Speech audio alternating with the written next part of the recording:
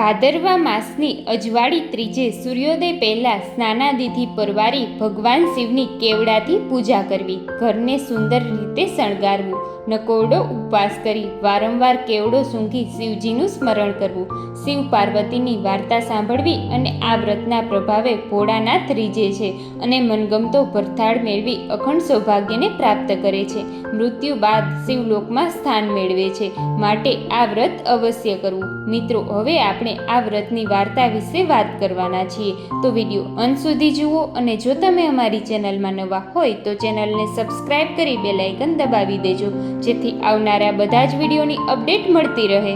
એક સમયે કૈલાસના ઉચ્ચ શિખર પર બિરાજેલા શિવ પાર્વતી વાર્તા વિનોદ કરી રહ્યા હતા. વાત વાતમાં પાર્વતીજીએ પૂછ્યું, હે નાથ, દક્ષ પ્રજાપતિના યજ્ઞમાં મારા દેહની આહુતિ આપ્યા પછી જ્યારે મેં ફરીવાર અવતાર ધારણ કર્યો, ત્યારે હે ત્રિલોકનાથ, તમને પામવા માટે મેં કયું વ્રત કરેલું એની તમને જાણ છે?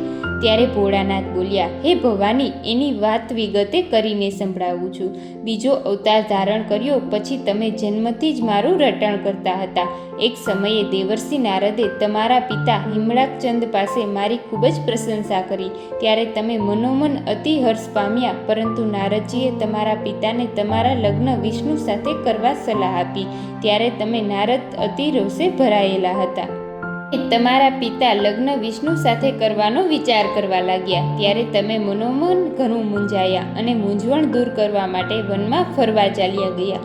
વનમાં તમને એક માટીનો ઢગલો જોયો, બાળકની જેમ માટીથી રમવા લાગ્યા.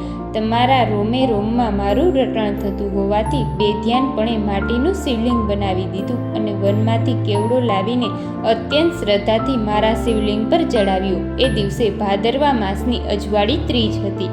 વળી એ દિવસે તમે ઘણા રોષમાં હોવાથી અન્ન લીધું પણ ન હતું, જળ પણ લીધું ન હતું, પરંતુ જ્યારે પૂજા કરી ત્યારે તમે પ્રસન્ન હતા અને હૃદયમાં અનંત ઉડાણથી મારી પૂજા કરેલી હતી. તેથી હું તમારા પર અતિશય પ્રસન્ન થયો અને તમારી ભક્તિ તૃષા छिपाવવા માટે મેં તમારી સમક્ષ પ્રગટ થઈને વરદાન માંગવા કહ્યું. ત્યારે તમે અતિ દીન ભાવે બોલ્યા, હે દેવોના દેવ, હે નીલકંઠ, જો મેં ખરા અંતરથી તમારી આરાધના કરી હોય, રોમે રોમથી તમારું રટણ કર્યું હોય, તો તમે જ મારા પતિ બનજો. અને ત્યારે મેં કહ્યું હતું, તથાસ્તુ.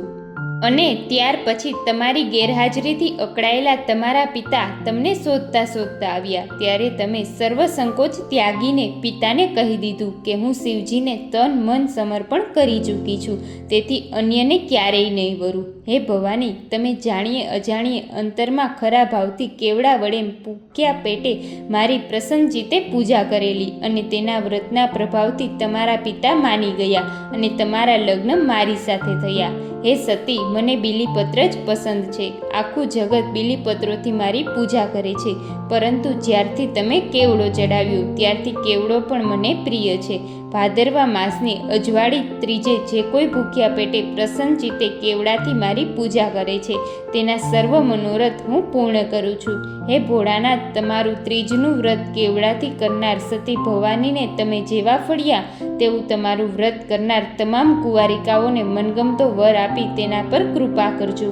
મિત્રો, આવા જ અવનવા ધાર્મિક અને શાસ્ત્ર સંબંધિત વિડીયોની જાણકારી માટે અમારી ચેનલને સબસ્ક્રાઇબ કરો. ધન્યવાદ.